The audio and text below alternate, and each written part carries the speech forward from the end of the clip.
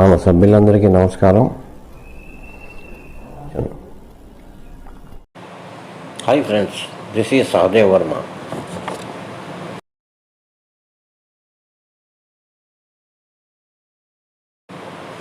Employees provident fund organisation EPFO వారు ఎట్టకేలకు తాజాగా ఒక కీలక నిర్ణయం తీసుకుంది. ఇప్పటి వరకు హైర్ పెన్షన్ కోసం దరఖాస్తు చేసుకున్న వారికి భారీ ఊరట కలిగించినట్లయింది.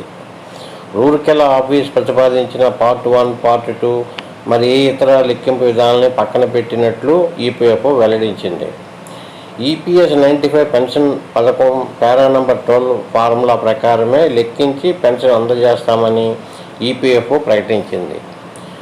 దీనితో అర్హులందరికీ ఉపశమనం కలిగినట్లయింది.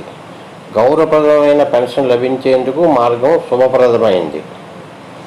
దరఖాస్తులు పరిశీలన పూర్తయిన తర్వాత అర్హత కలిగిన రిటైర్డ్ ఉద్యోగులకు పదవి విరమణ తేదీ నుంచి పెన్షన్ మంజూరయ్యే సమయం వరకు రావాల్సిన నెలవారీ బకాయిలపై ఆదాయ పన్ను మినహాయింపు ఇస్తామని ప్రకటించింది ఈపీఎఫ్ఓ.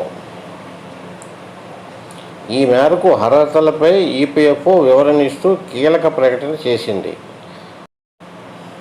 హయ్యర్ పెన్షన్ లెక్కింపుపై స్పష్టత రావడంతో ప్రాంతీయ పీఎఫ్ కార్యాలయాలు దరఖాస్తుల పరిష్కార ప్రక్రియ మొదలుపెట్టాయని ఈపీఎఫ్ఓ తెలిపింది. డిమాండ్ నోటీసుల మేరకు ఈపీఎస్ బకాయిలు చెల్లించిన ఉద్యోగులకు త్వరలోనే పెన్షన్ మంజూరు పత్రాలు జారీ చేసి పెన్షన్ ఏరియర్స్ విడుదల చేసేందుకు కార్యాచరణ చేపట్టినట్లు ఈపీఎఫ్ఓ తెలిపింది. ఎలాంటి ఆధారాలు లేకుండా అప్లై చేసిన దరఖాస్తులను ఏకపక్షంగా తిరస్కరించమని ఆదేశాలు ఇచ్చింది. ఈపీఎఫ్ఓ అవసరమైన పత్రాలన్నీ ఉద్యోగి లేదా యాజమాన్యం నుంచి తీసుకొని పరిశీలిస్తామని ఈపీఎఫ్ఓ వెల్లడించింది. అర్హత లేని దరఖాస్తులను మాత్రమే తిరస్కరిస్తామని పేర్కొన్నది. హైయర్ పెన్షన్ దరఖాస్తుదారులకు కొన్ని క్లారిఫికేషన్స్. హైయర్ పెన్షన్ లెక్కింపు విధానాలు.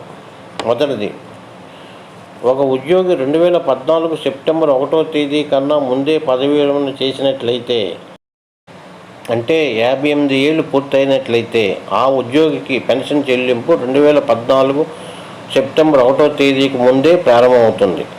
అప్పుడు ఆ ఉద్యోగి చివరి 12 నెలలు యావరేజ్ జీతం మీద ఆధారంగా పెన్షన్ లెక్కిస్తారు. రెండవది, ఒక ఉద్యోగి 1/9/2014 తర్వాత ఉద్యోగి పదవీ విరమణ చేసినట్లయితే 58 ఏళ్ళు పూర్తి చేసుకుంటే ఆ ఉద్యోగికి పెన్షన్ చెల్లింపు 2014 సెప్టెంబర్ 1వ తేదీ తర్వాత పెన్షన్ ప్రారంభమవుతుంది. అప్పుడు ఆ ఉద్యోగికి చివరి 60 నెలలు యావరేజ్ జీతం మీద ఆధారంగా పెన్షన్ లెక్కిస్తారు.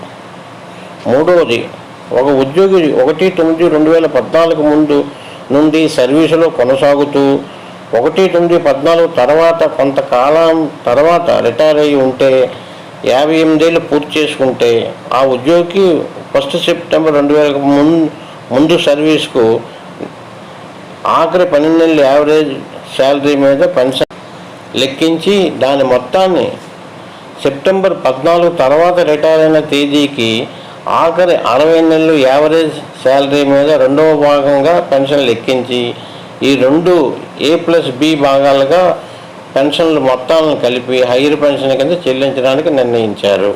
ఇకపోతే కొత్తగా ఉద్యోగులు వారి సీలింగ్ దాటిన జీతాలపై అదనంగా 1.16% యాజమాన్య వాటాలోంచి చెల్లించాలని, అంటే ఎంప్లాయీస్ పెన్షన్ ఫండ్కి ఇస్తున్న 8.33%తో పాటు 1.16% కూడా చెల్లించాలని ఈపీఓ సర్క్యులర్ ఇచ్చింది.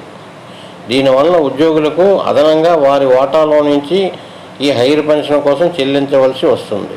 దీనివల్ల 1/9/2014 ముందు రిటైర్ అయిన ఉద్యోగులు అప్పటి 6,500 సీలింగ్ దాటి ఉన్న జీతాలపై అదనంగా 1.16% ఈపీఎఫ్కు చెల్లించవలసి ఉంటుంది. అదేవిధంగా 1/9/14 తర్వాత రిటైర్ అయిన ఉద్యోగులు 15,000 సీలింగ్ దాటిన ఉన్న జీతాలపై అదనంగా 1.1% ఈపీఎఫ్కు చెల్లించవలసి ఉంటుంది.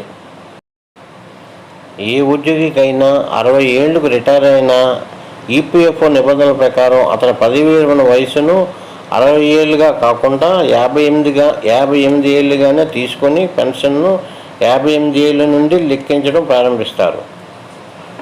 ఒక ఉద్యోగి ఏమైనా వివిధ కారణాలతో 50 సంవత్సరాలకే రిటైర్ అయినా, విఆర్ఎస్ తీసుకున్న, సర్వీస్ వదిలివేసిన ఆ ఉద్యోగికి 58 ఏళ్ళు సంవత్సరంలో వయసు వచ్చిన తర్వాత మాత్రమే పెన్షన్ చెల్లింపు ప్రారంభిస్తారు.